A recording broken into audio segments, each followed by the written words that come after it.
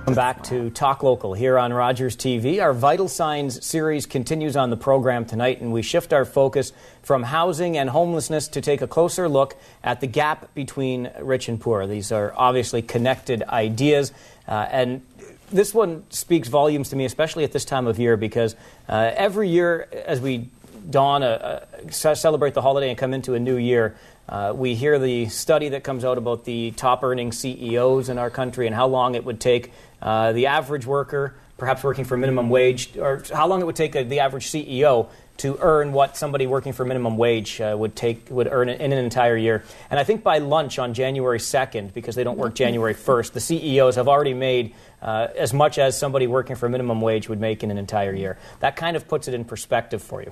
Jane Neath with the Cambridge and North Dumfries Community Foundation remains in studio with us. We're also joined by Ernie Ginsler and John Neufeld of the House of Friendship. Thank you both for being here very much.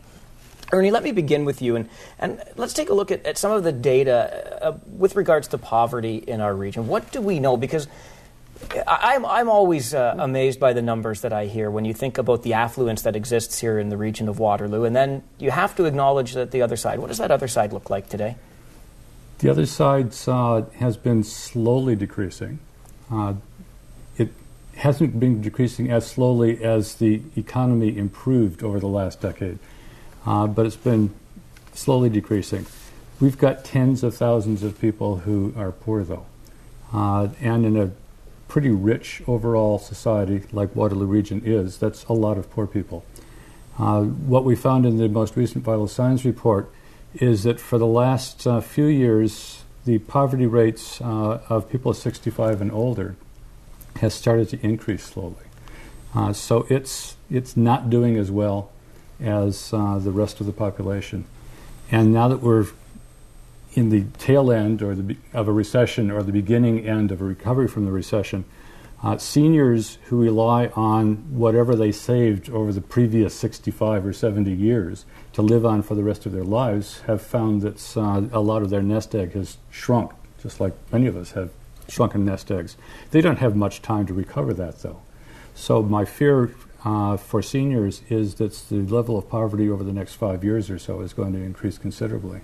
And then does this also increase that gap that we're talking about right here, the gap between the wealthiest and the least wealthy? Yeah, that gap has been increasing steadily for the last 30 years. The rich get richer and the poor get poorer. You know, that saying is actually true.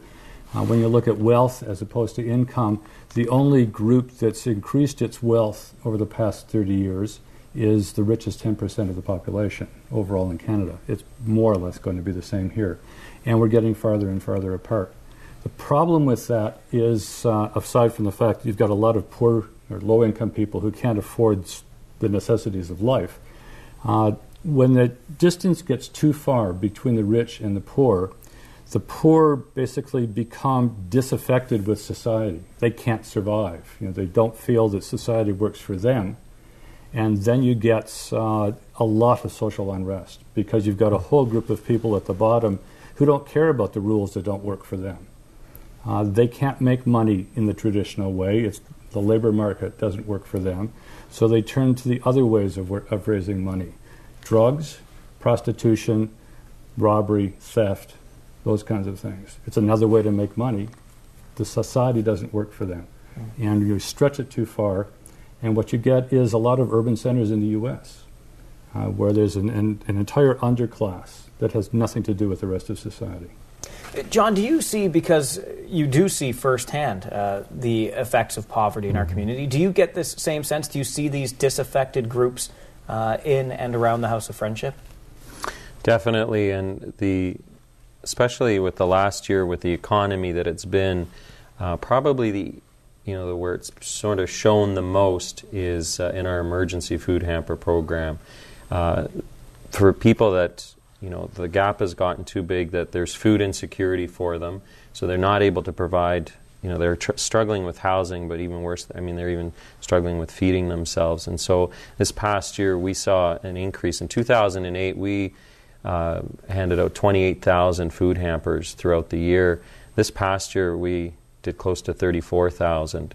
So that's an increase of about 17%. So you're seeing sort of the impact of the economy and the impact of what Ernie's talking about, this widening gap, is forcing people to, access sort of these emergency services that probably never did before, never imagined they ever would have to in their whole life.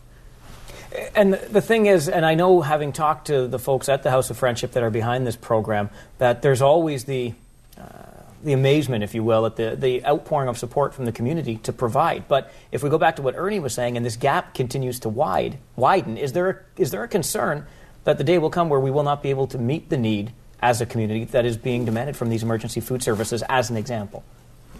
Well, it's great potential. I mean, our services keep sort of getting stretched, and we try to respond to the need.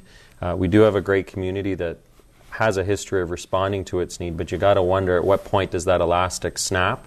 And just because we're providing these services, I mean, these are sort of Band-Aid stopgap services. They're not long-term solutions, right? We're giving you food to get you through for a week or two, but is that really what's going to help your family over the long term? It's not. It's hopefully it'll get you through, but we need the stuff like affordable housing and access to labor where people can be employed.